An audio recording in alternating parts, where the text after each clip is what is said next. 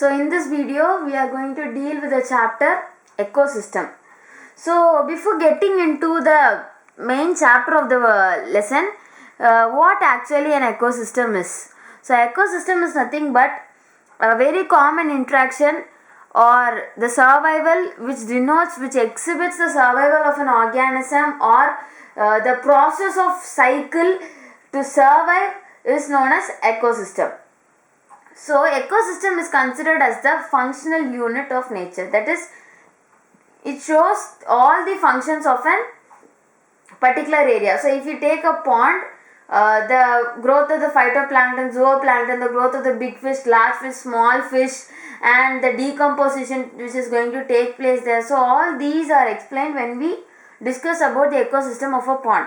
So there are living and non-living organisms there. So their interaction, so the interaction between the living and non-living, that is above with the physical environment or among themselves, we tell it as an ecosystem study. So an ecosystem, there all the living organisms interact with each other or they go on or move on with the physical environment. So for a complete ecosystem to fulfill, we need the productivity, nutrient cycling, energy losses will be there, cycles will be there, chains will be there. So these all compose the ecosystem. So when we discuss about the ecosystem, the size of the ecosystem, so when we take mainly the size of the ecosystem, it completely varies. That is, it not completely varies, it greatly varies. That is, it shows a vast difference. When, if for example, if we take a pond and sea, so both are aquatic, but when we take a pond and a sea,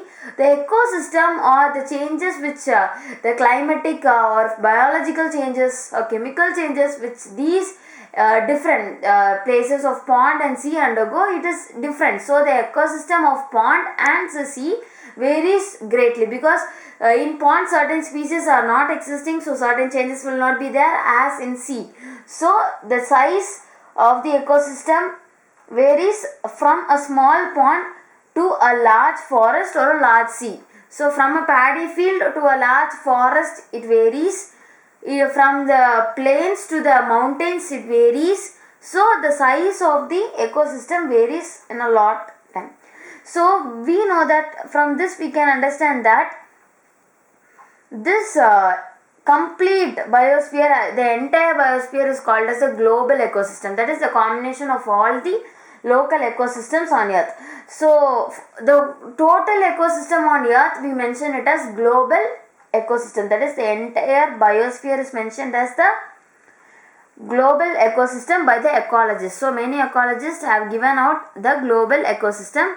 So we know that this global ecosystem is very big and complex. So when we discuss about the complete ecosystem of the world or the globe or the whole planet, it is completely difficult, and it is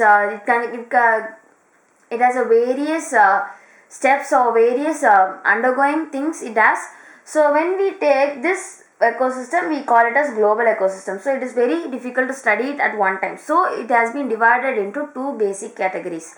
So the two basic categories are terrestrial ecosystem and the aquatic ecosystem. So when we discuss about terrestrial ecosystem, forest, grassland and desert come under terrestrial ecosystem. So when we take aquatic ecosystem, we already know that pond, river, lake and estuary, wetland are some of the examples of the aquatic ecosystem. So for forest, it is forest, grassland, desert and some more come under terrestrial. Whereas the water related, we know by the very name we can understand by the aquatic ecosystem, by the very name we can understand that a place which is of water.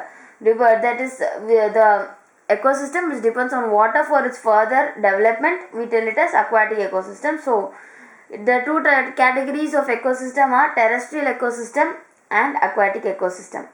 So if we wanted to discuss about man-made ecosystem, so we can say that why only nature can give out ecosystems, who are not why man. So the crop fields and the aquarium can also be considered as man-made ecosystems. So there are also processes that goes on, but these crop fields and an aquarium are constructed or planned by a human and we call it as man-made ecosystem. So in this lesson we will be discussing about the input, that is the productivity, and the transfer of energy. So this transfer of energy, before getting into the main topic, we have to know that the transfer of energy takes place, we can denote it by food chain, food web, or nutrient cycling. So the energy traveling in a chain, so in that format we can learn, or in a web, or a nutrient cycling. And the output, that is the final product. After productivity there will be a degradation process at the end, that is the output, and the energy will be lost, and there will be an energy loss when the process is completing out. So the relationship between the chains and web will also be discussed in this lesson. So we'll meet in the next video with the topic ecosystem structure and function. So we'll discuss about the ecosystems structure and function.